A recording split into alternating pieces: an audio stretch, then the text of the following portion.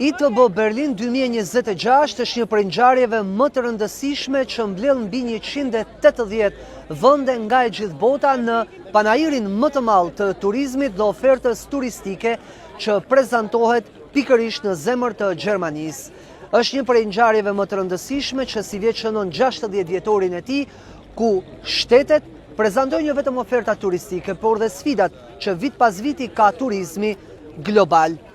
Një vend të rëndësishëm në stendat që prezantojnë këtë gamë të gjerë të turizmit zë dhe Shqipëria, e ku krahas stendës së Shqipërisë, kryeqendra Veriut Shkodra ka vendin e saj të veçantë që prezantohet me velipoja Grand Europa Resort dhe Grand Hotel Europa Affiliated by Melia.